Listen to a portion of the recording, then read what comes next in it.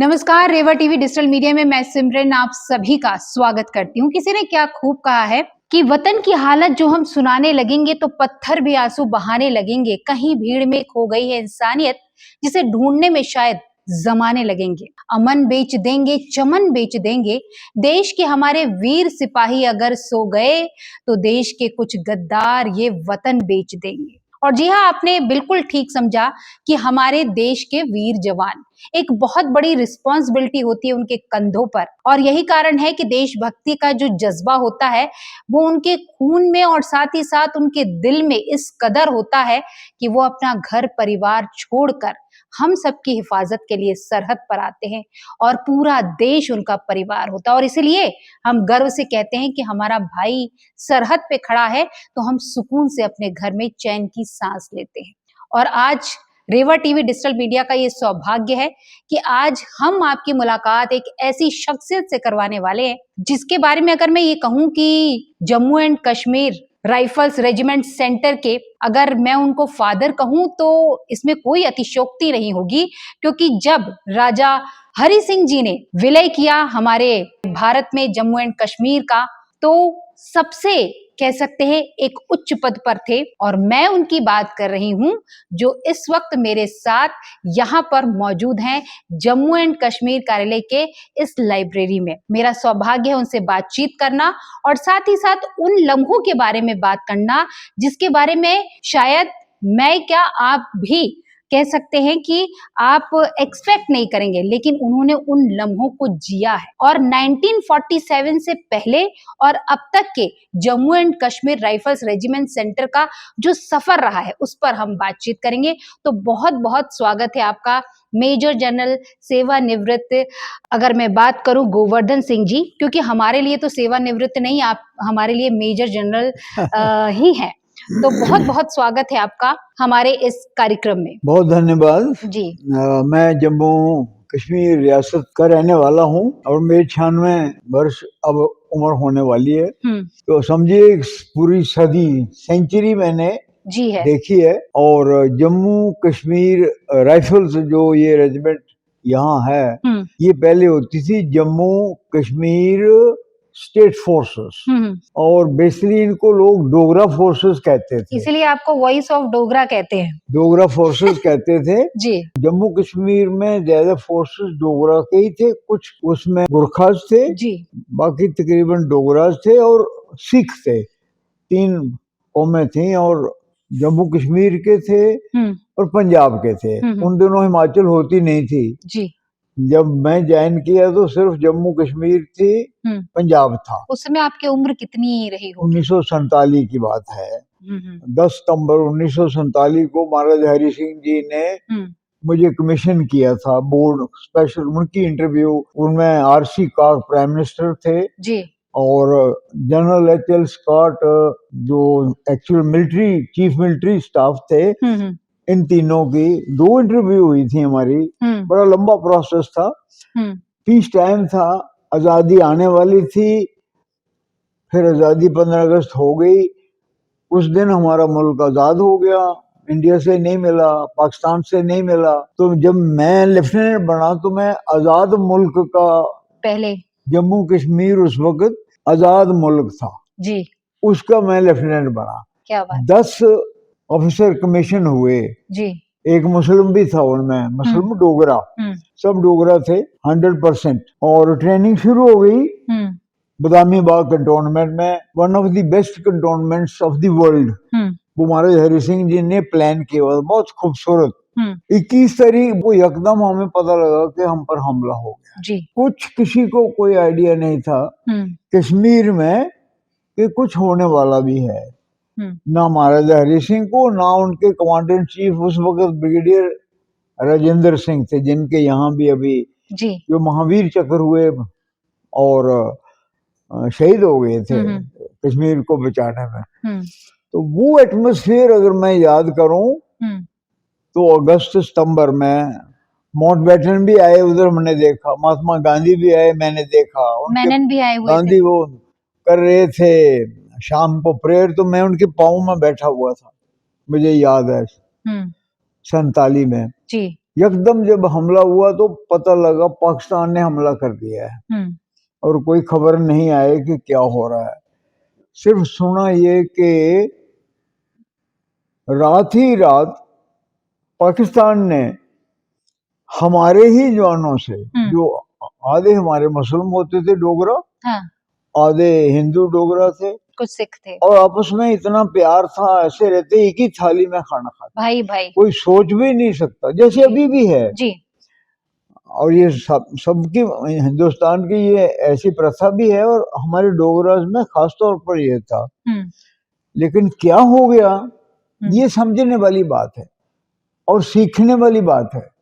मतलब आप ही के आर्मी के लोग मिल गए उस रात को जब हमला हुआ 21-22 की रात को, तो लेफ्टिनेंट मुनीर हुसैन, जिसके चाचे ने शायद मेरा चाचा मार दिया रात को मुजफ्फराबाद, वो मेरे पास सोया हुआ था, उसको कोई डर नहीं।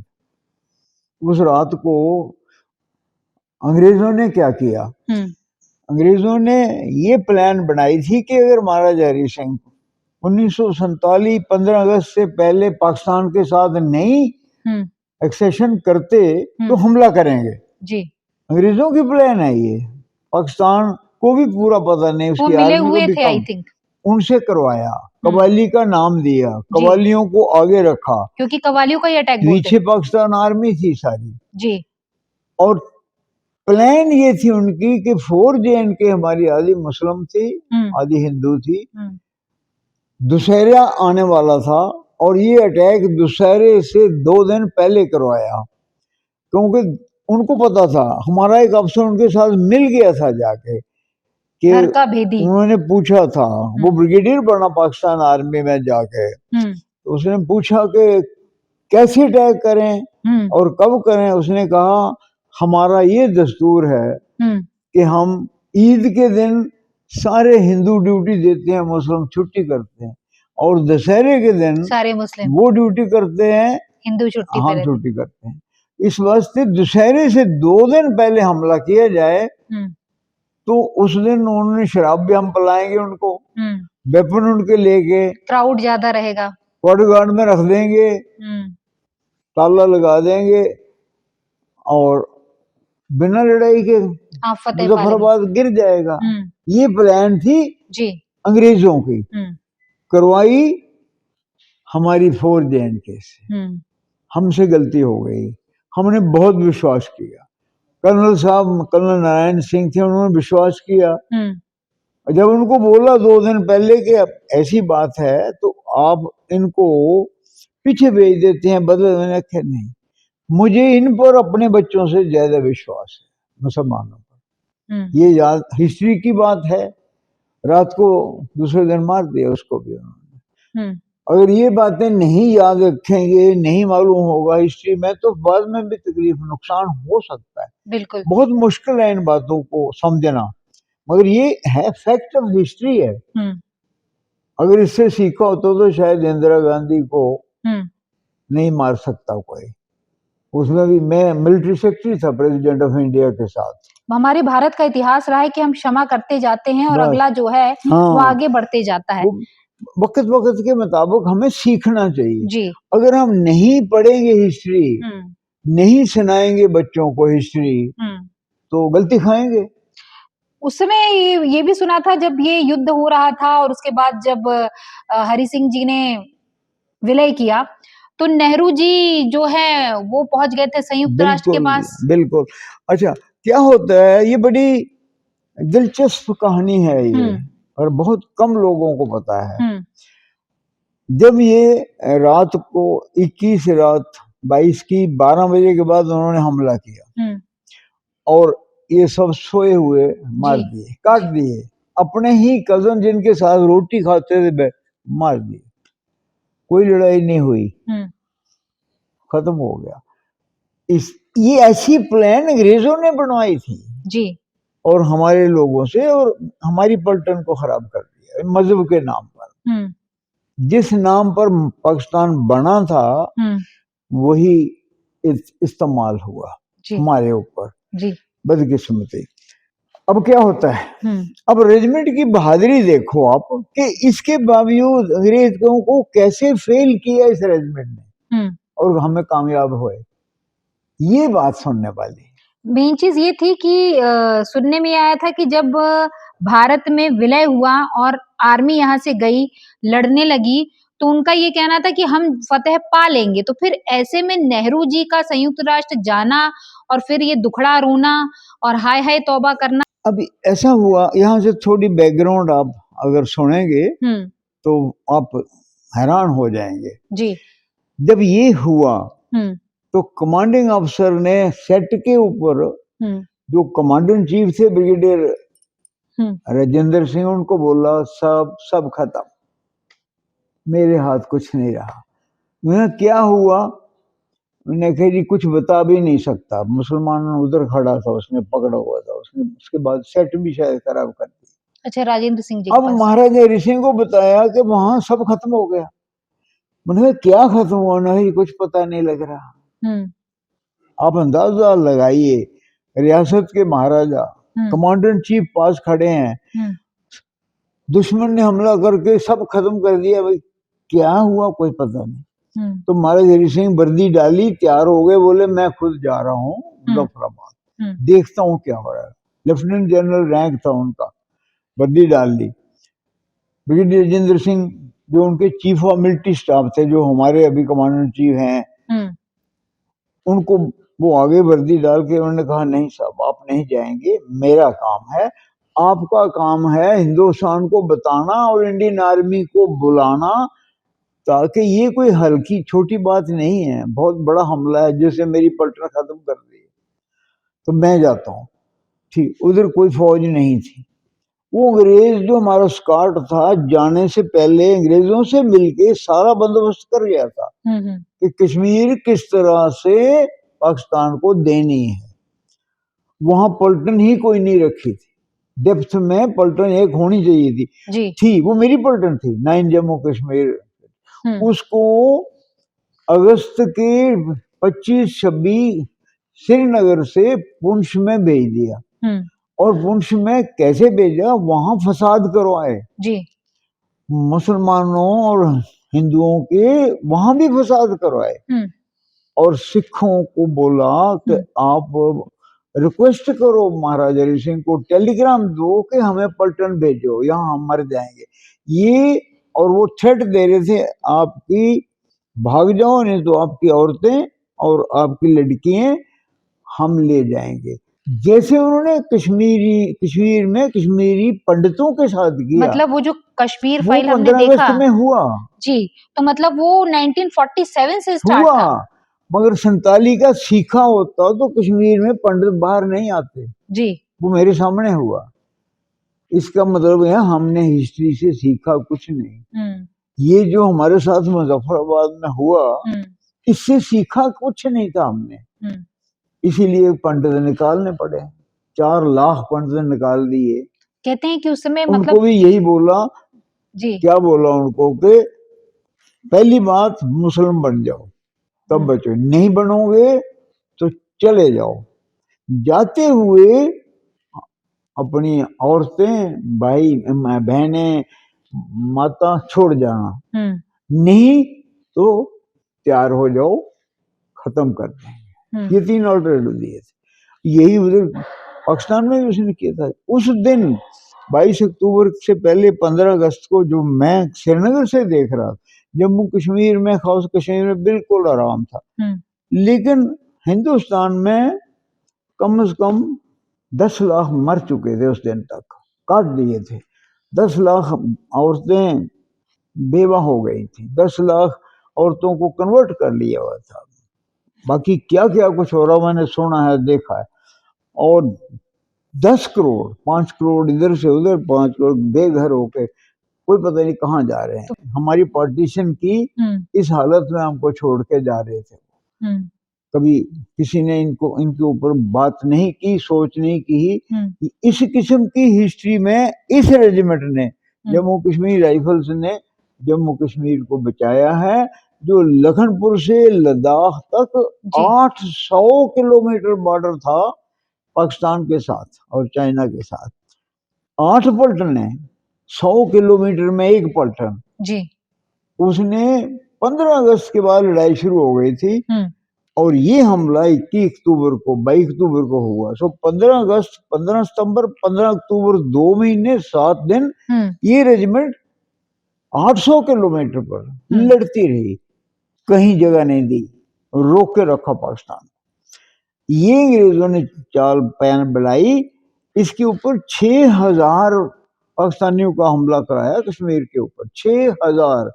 तो आप लोग की कितनी संख्या थी उस समय? और हमारे पास 100 भी नहीं थे। ये पलटन जब मार दी श्रीनगर में 100 आदमी मिले, कुल पलटन थी नहीं कोई। वो 100 लेके ब्रिगेडियर राजेंद्र सिंह सुबह दोपहर को तैयारी हुई, शाम को चले कहाँ, मुजफ्फराबाद को, मौत के मुंह में, कोई पता नहीं था। रात को गड़ी पहुंचे, बर्फ पड़ने लगी थी, सर्दी हो गई थी, 22 अक्टूबर था। आखिर वो गड़ी से निकल के मुजफ्फराबाद से 15 किलोमीटर वहां पहुंचे। सुबह तो देखा सामने से 300 गाड़ी आ रही है और 300 गाड़ी में 6000 फौज पाकिस्तान की बैठी हुई है। ये कुल 60 आदमी है, 60 के खिलाफ 6000 हमला हो रहा है। मुजफ्फराबाद खत्म हो गया है।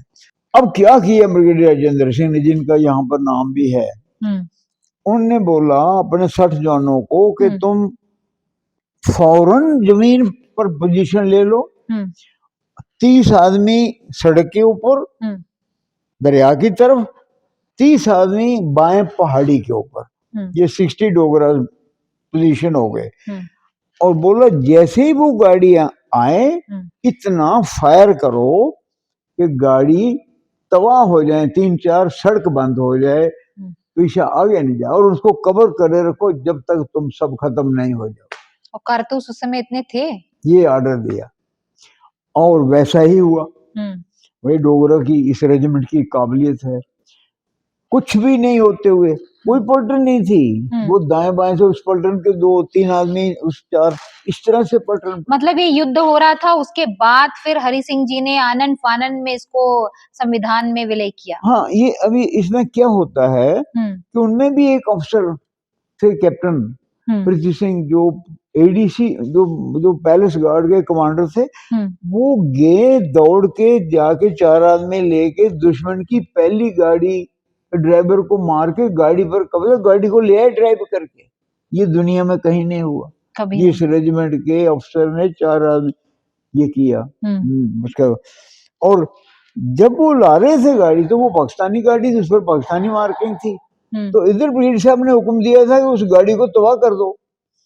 इन्होंने इतना फायर किया, गाड़ी तबाह कर दी। अपने ही आदमी मार भी दिए 4, कैप्टन पृथ्वी सिंह जख्मी हो गए। लेकिन गाड़ी का ऐसा नुकसान किया, और पृथ्वी सिंह ने बहादुरी ये की, उस गाड़ी को पहाड़ के साथ ऐसा मारा कि रोड ब्लॉक कर दी।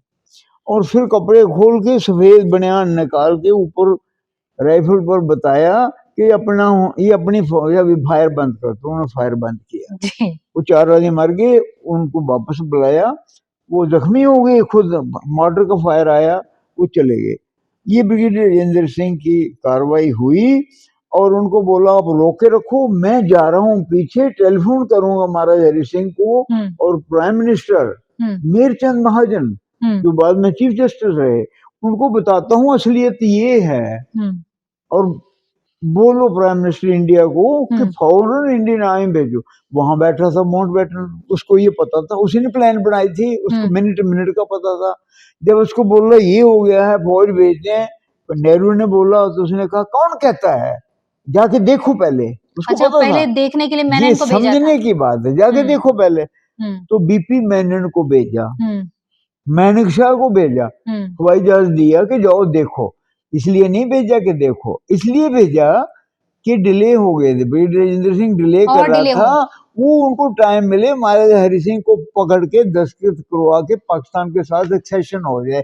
ये प्लान थी माउंटबेटन की, वो नहीं हो रही थी, इसलिए नेहरू को बोल रहा था कौन कहता है दुश्मन आया, जाके देखो तो सही। ऐसे ही घबराहट है। जब तक ये लोग वहां पहुंचते तब तक वहां साइन हो जाता। ये बात तो आपकी हर किताब में होना चाहिए। बिल्कुल, ये तो पता ही नहीं है। क्यों नहीं है, ये मेरा सवाल है, और वो इस रेजिमेंट का सवाल है। मैं इस रेजिमेंट का नंबर सीनियर मोस्ट, और मेरे से ऊपर कोई सीनियर नहीं है, मेरे साथ वो भी नहीं है, मगर कोई किसी को पता ही नहीं है, कोई बताता नहीं है। इसीलिए मैंने जम्मू में बताया, अब जा रहा है ऑस्ट्रेलिया, कनाडा, लंदन, बता दिया मैंने, ये इंटरव्यूज दे रहा हूँ मैं रोज जी। तो मैंने सोचा यहाँ भी आए हैं, आप पूछ रहे हैं तो आपको बताता हूँ, ये निकलना चाहिए असलियत। वो आए 25 को, अभी अगर ये नहीं होता तो 24 को जो उड़ी का पुल उड़ाया है वो तो उड़ना नहीं, क्योंकि प्लान ये थी कि 10 बजे चलेंगे, 3 बजे श्रीनगर, 5 घंटे का रास्ता था 4 का, वो 300 गाड़ी, महाराज हरि सिंह को सरप्राइज कैप्चर, एक्सेशन साइन, बार कोई होनी ही नहीं थी लड़ाई। ये तो इस रेजिमेंट ने लड़ाई शुरू कर दी, बावजूद इसके उनके सारे सोए हुए मार दिए अंग्रेजों की प्लान के मुताबिक। फिर भी उन्होंने गड़ी में एक दिन रोक के 3 बजे श्रीनगर पहुंचने के लिए वहीं 3 बजा दिए। फिर आगे घबरा, वो इतने तेज नहीं चले, अभी तो संभल के चलना पड़ा जी। उड़ी भी नहीं पहुंच पाए। फिर नेक्स्ट डे उड़ी का पुल, ब्रिगेडियर साहब ने पुल उड़ा दिया। फिर 2 दिन और रुक गए, तब तक भी माउंटबेटन नहीं देख रहा था, वो कहता है जाओ, नहीं होगा। जब मेनन आया तो उसने देखा बुरी हालत, महाराज हरि सिंह से मिला, उन्होंने कहा महाराज साहब आप जम्मू जाओ, नहीं तो रात को पकड़ लेंगे आपको, तो हम दस्तखत भी किससे करवाएंगे, एक्सेशन कैसे होगा जी। और शेख अब्दुल्ला कहता है कि महाराज हरि सिंह भाग गया, गलत बात है, शेख अब्दुल्ला की बात गलत है। वो ज्यादा दुश्मन था हमारा, पाकिस्तान से भी ज्यादा दुश्मन तो वो था जो हमारे पीछे लगा हुआ, वो महाराज हरि सिंह को भी बदनाम करना चाहता, शेख अब्दुल्ला खुद बनना चाहता था। यही तो, तभी तो उसको 22 साल जेल में ठोक के रखा फिर, और नेहरू ने ठोका। तो उस समय वो जेल में थे या बाहर थे? बाद में उसका पता लगा ना, अगस्त 1353 नेहरू ने शेख को जेल में ठोक दिया। पता लग गया कि ये अमेरिका से मिलने की कोशिश कर रहा है, आजाद बनाना चाहता है कश्मीर को। तभी तो ये प्रॉब्लम हुए हिस्ट्री के, क्योंकि जब तक पब्लिक को असलियत पता नहीं लगे तो तब तक आदमी पूरे लेसन भी नहीं सीखता। तो इंडियन आर्मी कब पहुंची थी? हाँ, फिर ऐसा हुआ, ब्रिगेडियर राजेंद्र सिंह 24 को भी लड़े, 25 को भी लड़े, 26 को भी लड़े, 26 को बहुत नुकसान किया। मतलब उन्होंने तो सोचा नहीं था पाकिस्तान ने कि लड़ाई होगी। अब उन्होंने 4 लड़ाइयां लड़ दी, मुजफ्फराबाद में 21-22 को, 23 को गढ़ी में, 24 को उड़ी में, 25 को मोहरा में, 26 को रामपुरा में। उसमें 1000 पाकिस्तानी मार दिए उन्होंने, 100 आदमी MMG ऐसी ही लगाई। पाकिस्तान तो घबरा गया, पर फिर उन्होंने वो पीछे एम्बुश लगाई, पत्थर सड़क पर फेंके और दरख्त काट के पीछे जाके, मैं इनके पास 40 आदमी रह गए, 30 आदमी भी नहीं। वो फिर उसमें ब्रिगेडियर साहब भी जख्मी हो गए, खुद गाड़ी चला रहे थे, ड्राइवर भी नहीं था। और फिर उन्होंने जब जख्मी हो गए, उन्होंने कहा पीछे चलो, नहीं, मुझे महाराज हरि सिंह का हुक्म है, हुक्म दिया महाराज हरि सिंह के, लिख के भेजा, brigadier Rajendra Singh, you are commanded to hold Uri at all costs and to the last man। तो बच्चों ने कहा कि आप बैठो गाड़ी में, उन्होंने कहा नो, मुझे महाराज हरि सिंह का हुक्म है, तुम उड़ी में रहोगे, मैं इधर ही रहूंगा, पिस्टल मुझे दे दो, मैं अकेला लड़ूंगा, आप पीछे जाके एक और पोजीशन लो बारामूला को बचाने को। इस किस्म के ब्रिगेडियर राजेंद्र सिंह थे, वर्ल्ड क्लास, ऐसा कहीं मिल नहीं। बिल्कुल, वो शहीद हो गए, पता ही नहीं, डेड बॉडी भी नहीं मिली। जब दोबारा वो लड़का कैप्चर किया तो उनकी टाई मिली उस झाड़ी से, जहां वो थे, खून से लगी हुई, जानवर खा गए होंगे। ये हमारे तो कमांडर इन चीफ। मेनन के आने के पहले हो गया था कि बाद में हुआ था? ये मेनन के बाद हुआ। मेनन आया 25 को, 26 को, फिर वो वापस गया शाम को, फिर जाके बताया कि दुश्मन तो बिल्कुल दरवाजे पर है। तो अभी साइन भी नहीं हुए थे, तो साइन करो। तो माउंटबेटन ने कहा नहीं, साइन करने से पहले महाराज हरि सिंह के दस्तखत ले, एक दिन और देना चाहता था। फिर वो आया हवाई जहाज पर, शुक्र है महाराज हरि सिंह को उन्होंने भेज दिया था जम्मू जी। तो फिर बजाय श्रीनगर नहीं तो शायद तब तक एयरपोर्ट पाकिस्तान के कब्जे में, ये प्लान थी माउंटबेटन की, पर हमने रोका था जी। इस वक्त। मगर मैंने बहुत समझदार था, उसने बोला था महाराज हरि सिंह आप जम्मू चले जाओ, कोई प्रॉब्लम होगा, शायद एयरपोर्ट हमारे पास ना रहे तो मैं कैसे आऊंगा। सही बात है। तो वो चले जाना था, वो तो इन्होंने ब्रिगेडियर राजेंद्र सिंह खुद बैठ गया वहां, बचा दिया। और फौज नहीं तो अगर पाकिस्तान 26 को पहुंच जाए तो इंडियन आर्मी कैसे लैंड करती, कश्मीर गया खत्म 100%। ये काबिलियत है इस रेजिमेंट की, महाराजा हरि सिंह ने ये किया हुआ था, फिर भी उसको देश निकाला दे दिया। शेख ने और नेहरू ने मिलके उसको मई में बुलाया दिल्ली बात करने के लिए, और बात के बाद बोला थोड़े हालात खराब हैं, आप बॉम्बे चले जाओ, अपना मकान है वहां रहो, बाद में आ जाना।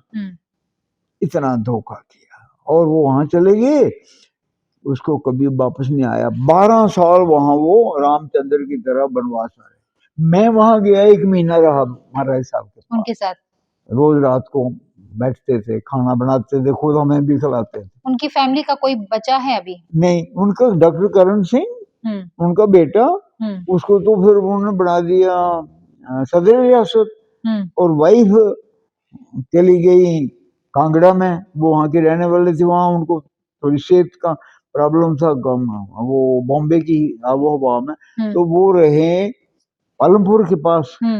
तीनों लैदा हो गई, तीन ही की फैमिली थी, तीनों बहुत जुल्म किया है नेहरू ने। और महाराजा हरि सिंह 12 साल महाराजा थे जम्मू। ये डोगरा ने, इस रेजिमेंट ने, वो कहानी अगर सुनाऊं तो 15 मिनट और लगेंगे, किस तरह से ये सबसे बड़ी रियासत, 585 रियासतों में से सबसे बड़ी रियासत, 84,000 स्क्वायर माइल्स इस रेजिमेंट ने बनाई। महाराज गुलाब सिंह ने बनाई, जनरल जोरावर सिंह की मदद के साथ, जिसके आप जोरावर द्वार देखते हो जी। और बचाई महाराजा हरि सिंह और ब्रिगेडियर राजेंद्र सिंह ने, 2 बनाने वाले, ये 2 बचाने वाले। ये इसी रेजिमेंट की बात है, जिसका मैं लास्ट एक बात बताने के लिए रह गया हूँ। मुझे मौका मिला, मेरी सेहत ठीक नहीं थी, पर मैं आया, मैंने कहा मौका मिले इन बच्चों को बताएं, थोड़ा बहुत इन बच्चों को भी बताया मैंने आपकी कहानी क्या है जी। नहीं पता किसी को, किताबों में भी नहीं लिखी गई, कहीं नहीं लिखी। इसको एटलीस्ट ये होना चाहिए कि सिलेबस में भी ऐड ऑन करना चाहिए, क्या कहते हैं आप? बिल्कुल, इसीलिए तो मैं कह रहा हूँ कि कहानी हमेशा सही लिखनी चाहिए जी, और कहानी बच्चों को बतानी चाहिए। वो नहीं हो रहा, ना लिखी गई है अच्छी तरह से, ना बताई गई है। एक वरिष्ठ पत्रकार है पुष्पेंद्र कुलश्रेष्ठ, आपने नाम सुना होगा। हाँ, पुष्पेंद्र कुलश्रेष्ठ जी। तो ही सेड कि हमको जो हम सिलेबस जो पढ़ते हैं, ये 1947 के बाद ऐसे लोगों ने लिखा है जिनको भारत की इतिहास के बारे में, उसकी हिस्ट्री के बारे में पता भी नहीं था, और उन्होंने लिख दिया। और जो वहां पर एजुकेशन मिनिस्टर था, वो जो था, वो उसकी निगाह से हम पढ़ते हैं, जो भी हम पढ़ते हैं। हमारी हिस्ट्री में कहा जाता है कि अकबर दी ग्रेट, लेकिन अकबर, जहां आप जबलपुर शहर में बैठे हैं, रानी दुर्गावती ने उनको 9 बार हराया था। बिल्कुल ठीक कहा, मैं सुनता रहता हूँ उनका। वो तो आपने पढ़ा है ना, सपने की तरह, ये मैंने देखा है। बिल्कुल, वही मैं कह रही थी कि हम उन लम्हों को जानेंगे जिसको आपने जिया है जी, देखा है, सहा है। इस रेजिमेंट ने 14 महीने की लड़ाई में 1990 शहीद हो गए। 1990, 6000 में, दैट मीन 30% मर गए। तो भारत में विलय होने के बाद फिर कितनी कठिनाइयों का सामना करना पड़ा होगा आप लोगों को। और इंडियन आर्मी जब आई है, 27 को लैंड करी है, तो इंडियन आर्मी 14 महीने में 40-50 हजार की आर्मी गई थी उधर। उस 40,000 में सिर्फ 1100 शहीद हुए। 40,000 में 1100, और हमारे 6,000 में 2,000। 10 साल लगाओ। ये रेजिमेंट है, इसका आपको पता भी नहीं है। इस रेजिमेंट ने क्या कमाल किया। उसमें 19 ऑफिसर थे, कुल 100 ऑफिसर थे, उसमें 19 मारे गए। किसी को पता नहीं, इनको भी पता नहीं, अभी बताने वाला कोई नहीं, किताबों में नहीं लिखा हुआ है। मैं किताबों पढ़ी है, डिफेंस मिनिस्ट्री की किताब है, आपको खोल के बताता हूँ, अभी बताऊंगा मैं, फोटो ले ले बिल्कुल, जाना आप। बिल्कुल।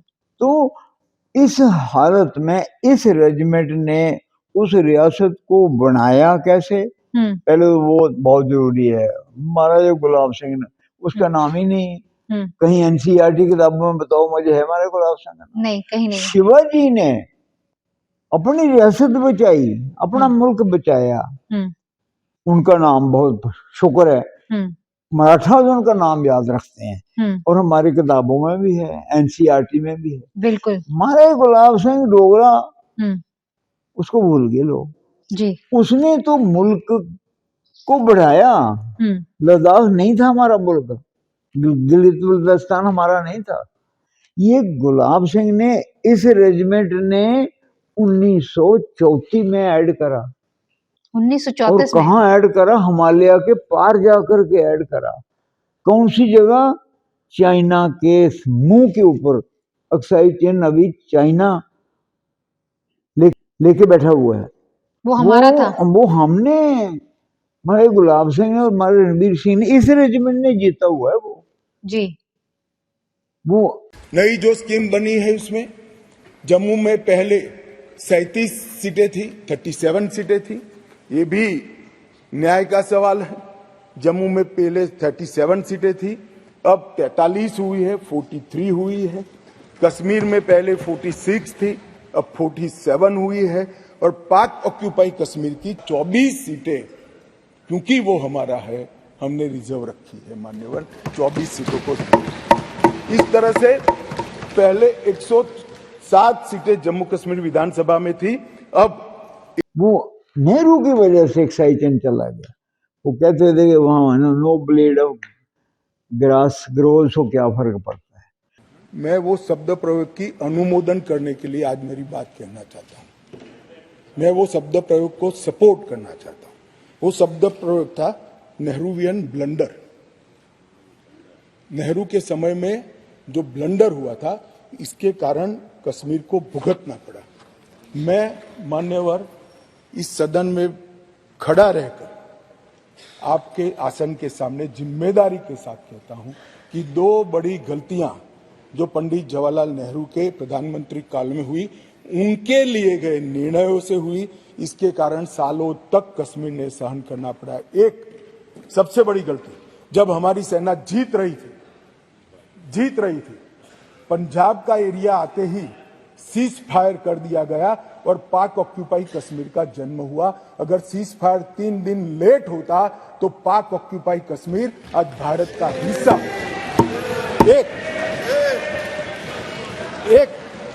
एक पूरा कश्मीर जीते बगैर सीज फायर कर लिया, और दूसरा यूएन के अंदर हमारे मसले को ले जाने की बहुत बड़ी गलती की। ये मिस्टेक नहीं थी, ब्लंडर था। इस देश की इतनी जमीन चली गई, इस देश की इतनी भूमि चली गई, वो ब्लंडर था, ऐतिहासिक ब्लंडर था। पर वो इस रेजिमेंट की कार्रवाई थी बहुत। और उसके बाद चाइना को आप अनाज भी देते थे। हाँ। जो हमारे ऊपर अटैक कर रहा है। हाँ, तो ये मैं कहता हूँ ना कि हिस्ट्री हमने भुला दी है जी। पढ़ी भी नहीं, और जो किसी ने पढ़ी देखी भुला दी है। इस रेजिमेंट के जरिया अभी भी मौका है। वो सब इस रेजिमेंट की हिस्ट्री है। जो भी बात हो रही है जम्मू कश्मीर की, लद्दाख की, चाइना, पाकिस्तान, रशिया, अफगानिस्तान, ये सब इस रेजिमेंट ने जी। 5 रियासतें, 5 मुल्क मिलते थे हमारी रियासत के साथ, वो हमने बचाई जी। और अभी भी हमने वापस लेनी है वो। मोदी साहब भी कह रहे, मैंने चिट्ठी लिखी उनको, मोदी साहब, मैं कि मैं रियासत का आखिरी जर्नैल हूँ, जब तक वो इंतजार वापस नहीं आएगी मैं इंतजार कर रहा हूँ 96 साल में। तो ये मैं इन बच्चों को भी बताना चाहता था, और मैं चाहता था कि बड़ा अच्छा किया आपने, पब्लिक को बताना चाहिए जी कि वो कैसे। ये किताब में भी लिखा हुआ है सारा। ये मैं 379 पेज आप देखेंगे तो ये मैं पढ़ के आपको सुना। इस रेजिमेंट की बहादुरी आपको ये है 379 जी। इसमें लिखा है, ड्यूरिंग द लॉन्ग कैंपेन जी। The Indian Army lost 76 officers, 31 JCOs and 996 other ranks, जवान सिपाही killed, making a total of 1103, 1103 पूरे इंडियन आर्मी का 14 महीने की लड़ाई में नुकसान हुआ जी। ये मिनिस्ट्री ऑफ डिफेंस ने अभी निकाली है किताब, 47-48 की लड़ाई है। और ये देखो ये हमारे पास प्रूफ भी पड़े हुए हैं। ये अभी निकाली इन्होंने, पब्लिश कब हुई है इसमें लिखा नहीं है, बट 47-48 के ऑपरेशन है और ये निकाली है अभी इन्होंने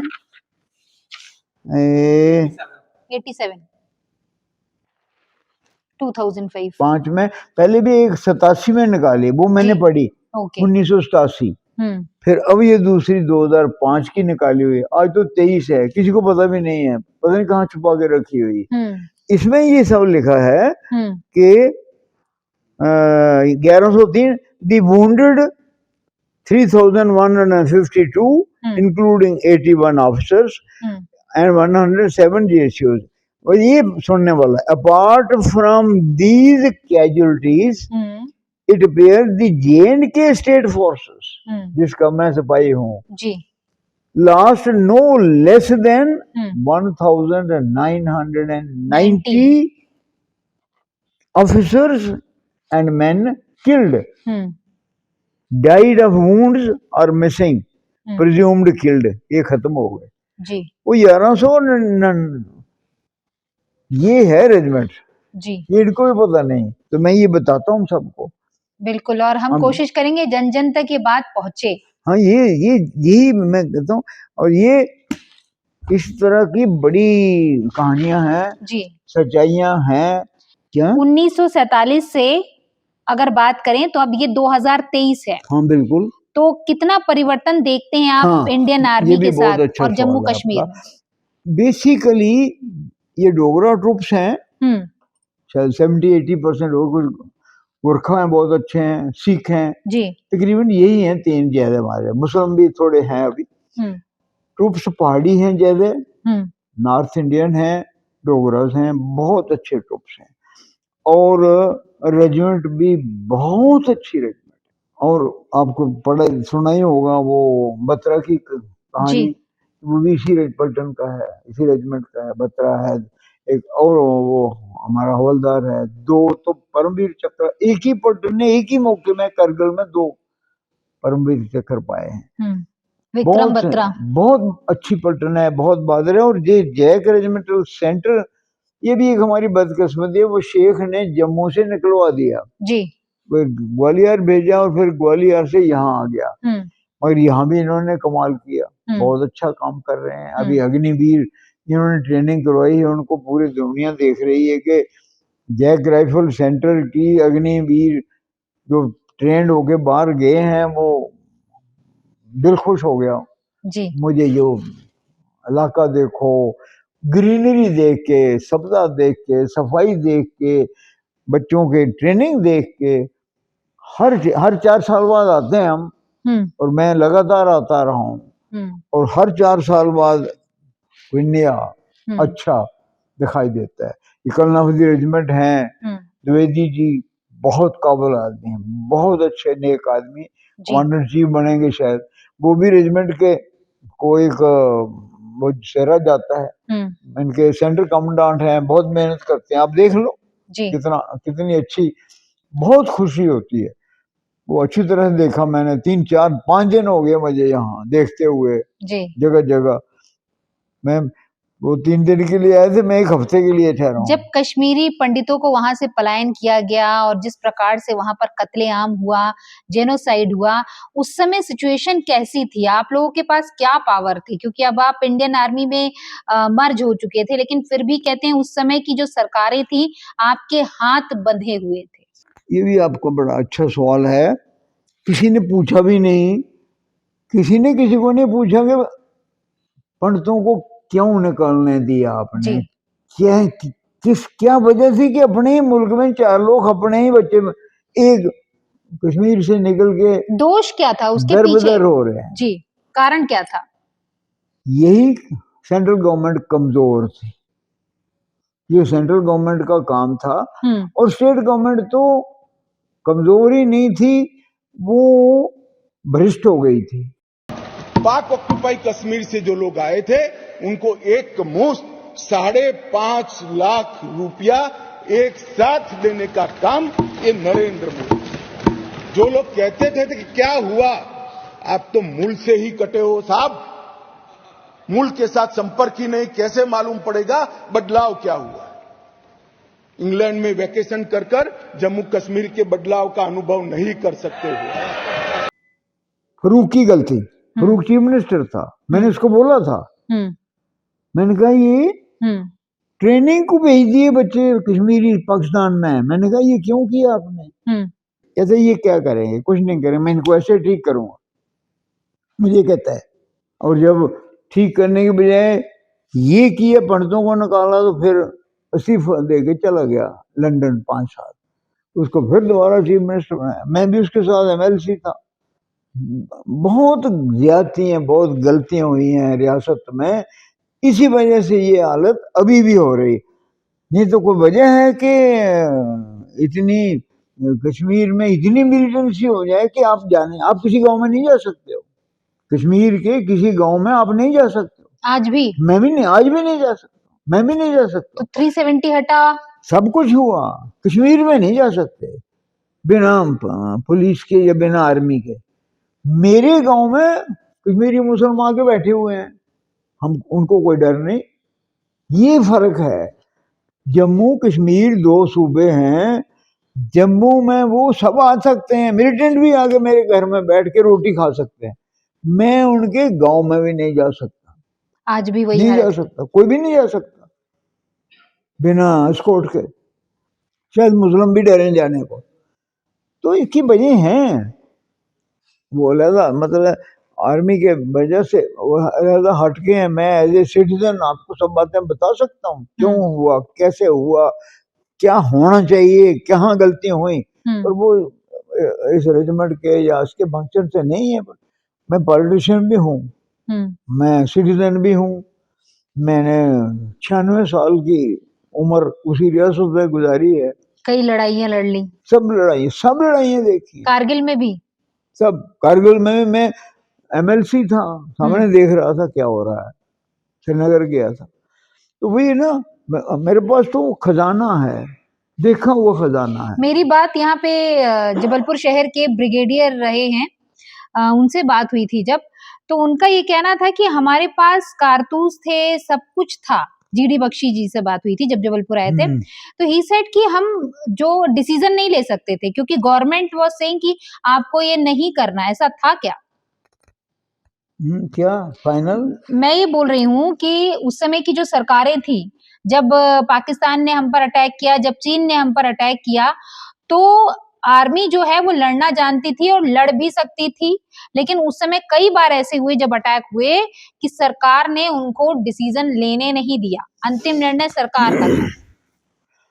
हाँ, वो चाइना के साथ तो कमजोरी थी, वो ठीक कहते हैं। जम्मू कश्मीर की लड़ाई में तो आपने देख लिया, फौजी नहीं भेजने दे रहा था, माउंटबेटन ऊपर बैठा था, क्यों रखा उसको? पाकिस्तान ने नहीं रखा, गवर्नर जनरल, हमने क्यों रखा?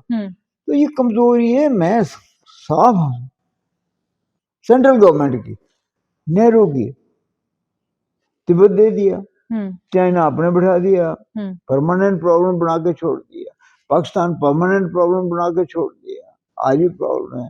जम्मू कश्मीर में आज भी वो रात अम्युनिशन ड्रॉप कर रहे हैं, मेरे गांव में वो पिस्टल ड्रॉप कर रहे हैं ड्रोन से, सारे वो खोदे हुए हैं उन्होंने, सुरंगें खोदी हुई हैं, जगह जगह कवर करके अंदर से निकल जाते हैं। इतना ड्रग फेंक दिया है अभी, इतना चरस और अफीम आ रहा है पाकिस्तान के, मेरे गांव के बच्चे अफीमी हो गए हैं। तो कंट्रोल क्यों नहीं करती आर्मी? पाकिस्तान सिर्फ फौजी लड़ाई नहीं लड़ रहा, वो ये ड्रग्स की लड़ाई उससे भी ज्यादा लड़ रहा है। हम तो तबाह हो गए सब। सेंट्रल गवर्नमेंट की गलतियों की वजह से। अब 2014 के अब बाद कोशिश से कर रहे हैं, पर इतनी गलतियां हो गई हैं, उनको टाइम लगेगा। ये शुक्र है अगर मोदी नहीं आते तो ये अभी तक पता नहीं क्या हो जाना था, जिसमें कोई शक नहीं। हम तो कश्मीर फाइल जो मूवी है उसको देखकर ये सोचते हैं कि just like a trailer. Kashmir file जब आई मूवी तो लोगों ने देखा तो दांतों तले उंगली दबा ली, रूह कांप गई। वो तो जस्ट लाइक एक ट्रेलर था। आपने तो वो पूरी तस्वीर लाइव देखी है। उस समय जब आप देखते होंगे कि पूरे सड़कों पर कत्लेआम हो रहा है, खून बह रहा है। और ये भी मैंने सुना है कि कई बार ये करते थे कि अगर हस्बैंड वाइफ है तो हस्बैंड का कत्ल कर देते थे, उसका ब्लड निकाल के कहते थे कि तुम पियो।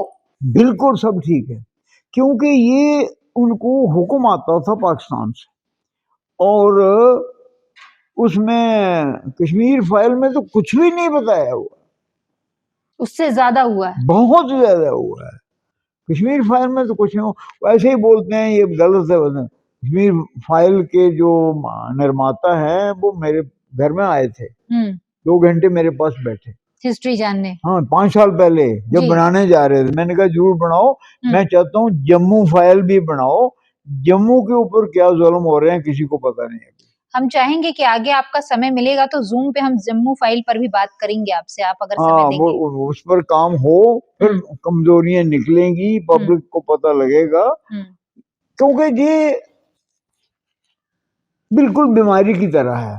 अब बीमारी आपको पता लगे हो रहा है और आप उसको दरगुजर कर दें, उसका इलाज नहीं करें, सोच नहीं करें, तो बीमारी कैंसर बन जाएगी। तो आज तो फिर लाइलाज हो जाएगी। जी, आज पाकिस्तान जो है वो भिखारी बन गया है, एक तरीके से कटोरा ले लेके पूरे कंट्री से भीख मांग रहा। उसके बावजूद आतंकवादी गतिविधियां कम नहीं हो रही हैं और वो हमारे देश के युवाओं को नशीला बनाना चाहता है ताकि वो लड़ ना सके। बिल्कुल, वैसे मैं सच कहो तो Pakistan is a political cancer for India या एशिया के लिए। कोई भी काम ठीक नहीं हो रहा वहाँ, इस बीमारी है, कैंसर है और हमें खा रहा है। इसका इलाज करना पड़ेगा। पहले के प्रधानमंत्री कहते थे कि शांति से वार्तालाप करेंगे, अभी के प्रधानमंत्री कहते हैं कि भैया हम तो घुस के मारेंगे, हमारे 1 मरेंगे तो तुम्हारे 100 मरेंगे। क्या कहेंगे? पहली बात तो मैं समझता हूँ कि हिंदुस्तानियों को, इंडियंस को, हमें इसकी जानकारी होनी चाहिए जी। हम सब अभी इसको नहीं समझ रहे हैं। अपने में ही लोग ऐसे हैं जो 2 मत रखते हैं, प्रूफ मांगते हैं। पाकिस्तान को पहले ये फैसला करना चाहिए कि उसको दूर रखना है हर लिहाज से, या खत्म करना है या दूर रखना है। नहीं तो वो ऐसी बीमारी है कि वो हमें खुशी से रहने नहीं देगा। ये पक्की बात है, मैं जम्मू का रहने वाला बता रहा हूँ। मुस्लिम से नहीं मेरा कुछ भी, पाकिस्तान से। मुस्लिम से इकट्ठे हम रहे हैं, सारी उम्रों में रहे हैं, रह सकते हैं, मगर पाकिस्तान उनको भी नहीं रहने देता आराम से, वो उनको खराब करता है। इसलिए ये जो मुद्दा है ये नेशनल मुद्दा है, 2024 का मुद्दा ये आर्मी होना का मुद्दा चाहिए। नहीं, आर्मी का मुद्दा नहीं, रेजिमेंट का मुद्दा नहीं। I am now talking as a senior citizen of 96 years age, as Indian. जो मैंने देखा है बहुत गलतियां हो रही हैं, बहुत गलतियां हुई हैं, जिसका खमियाजा हम भुगत रहे हैं। इंडिया भुगत रहा है, चाइना हमारे ऊपर आके बैठ गया है, पाकिस्तान हमारे नीचे आके बैठ गया है। और आज भी फारूक शेख की फैमिली कहती कि भारत माता की जय नहीं बोलना चाहिए। हाँ, उनको तकलीफ होती आप तो सुनते ही हो रोज जी, आपको सब पता है।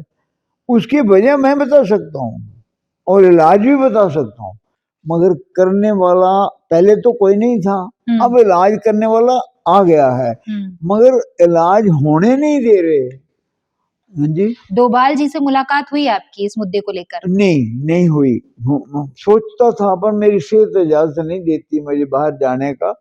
सोचता था उनके कभी मिला मौका तो मिलूंगा। मैं अपने विचार मैं शेयर तो करता रहता हूँ, ये विचार जो मेरे असली अपने विचार हैं एज ए सिटीजन में शेयर करता हूँ, और मैंने एनालाइज किया हुआ है क्या वजह है और इनके इलाज हैं। हो सकते हैं, मगर हमारे मुल्क के कुछ ऐसा है ओवर द सेंचुरीज ऐसा हो गया जिसकी वजह से हम मार खा रहे हैं। उसको बदलना पड़ेगा। वो वक्त आ गया है, नहीं बदलेंगे तो दोबारा हम कहीं गिर ना जाए, जैसे 1000 साल से गिरे हुए थे हम। उन 11th सेंचुरी से हम दबे हुए हैं। अंग्रेजों ने सबसे ज्यादा हमको परेशान किया है, पर शुक्र है वो छोड़ के चले गए हैं, मगर उनकी अपनी औलादे छोड़ गए, उनकी बनाई हुई चीजें अभी नहीं खत्म हुई हैं जी, तंग कर रही हैं। Because now I'm talking to you as a politician. I'm a politician also. I belong to a political party. अब तो छोड़ दी, but I'm still part of BJP. क्या बात है। हाँ, तो anyway, as a soldier, जो मैंने आपसे बात कही वो इस रेजिमेंट की जो बहादुरी ये मैंने बताई हैं, कोई बात नहीं करता इनकी, क्योंकि ये डोगरे हैं और डोगरे महाराज हरि सिंह के हैं। अगर महाराज हरि सिंह को 14 साल उन्होंने बनवास दे दिया, जला वतन कर दिया, तो हमारी बात क्यों करेंगे। महबूबा जो है वो भी ये कहती हैं कि भारत माता की जय बोलेंगे, झंडे तिरंगा फहराएंगे तो हम ये कर देंगे, फिर आर्मी को बचाने वाला कौन होगा। आप सोचिए, जिस देश में आप रहती हैं, जिस देश की मिट्टी में आप रहती हैं, आप रोटी पाती हैं, सम्मान पाती हैं, उसी देश के साथ उसी अन्न और थाली में छेद करती हैं और बड़े फक्र से कहती हैं।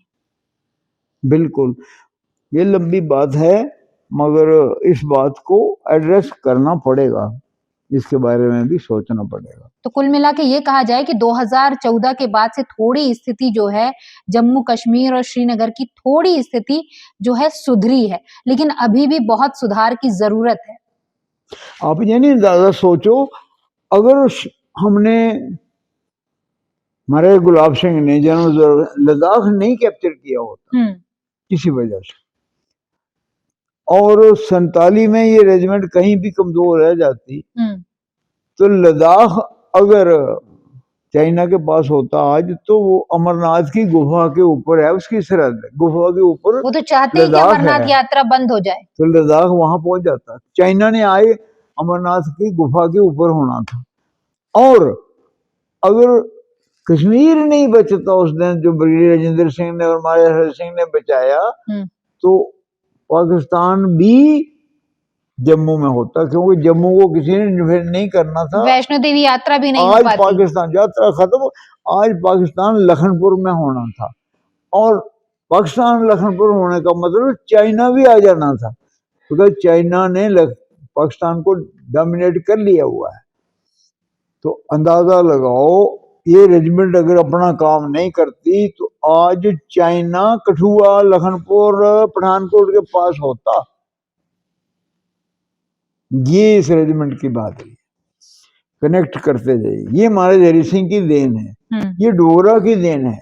ये गुलाब सिंह जोरावर जिनके चौकों के नाम सुने उनकी, मगर पता किसी को नहीं कैसे किया।